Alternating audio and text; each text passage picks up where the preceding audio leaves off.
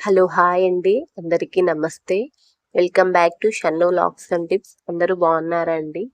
ఈరోజు సోమవారం కనుక శివుడికి ఎంతో ఇష్టమైన రోజు. అలానే అసలు శివుడికి ఆ మూడో కన్ను ఎలా వచ్చింది అనేది ఈ వీడియోలో మనందరం తెలుసుకుందామండి.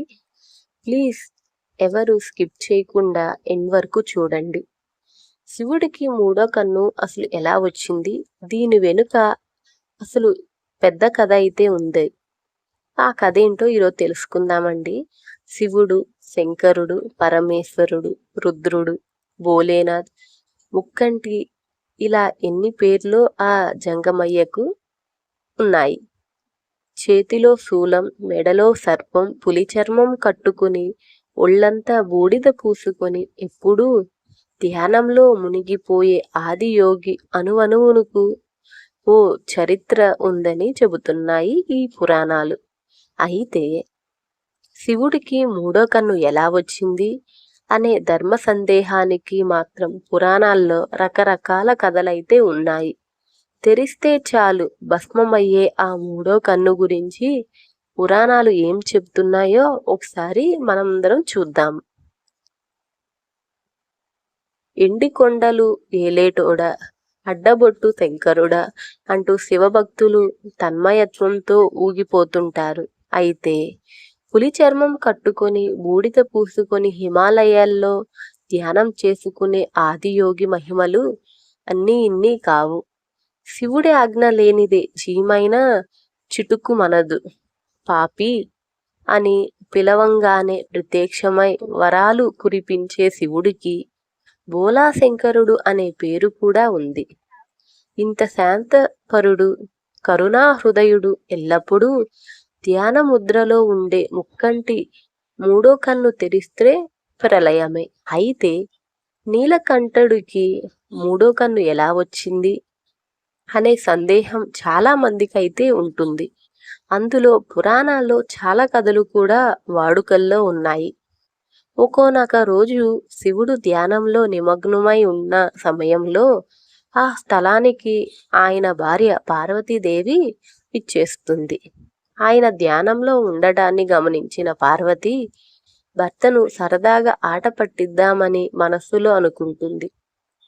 శివుడి వెనుక నుంచి వెళ్ళి తన 2 చేతులతో ఆయన 2 కన్నులను మూస్తుంది. అయితే శివుడు ఎడమ కన్ను చంద్రుడిని, కుడి కన్ను సూర్యుడిని సూచిస్తుంది.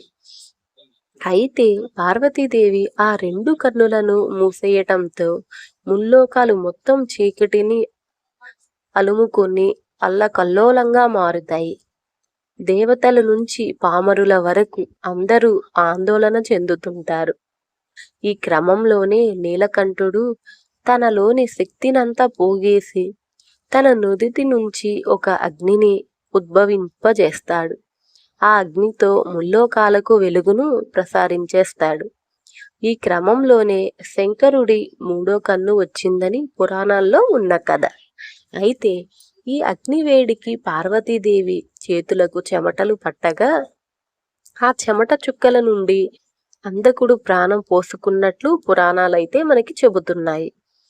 ఇది ఇలా ఉంటే మరిన్ని కథలు కూడా వాడుకలో ఉన్నాయి. ఆదిపరాశక్తి తన త్రిమూర్తులైన బ్రహ్మ, విష్ణు, శంకరుడిని సృష్టిస్తుంది.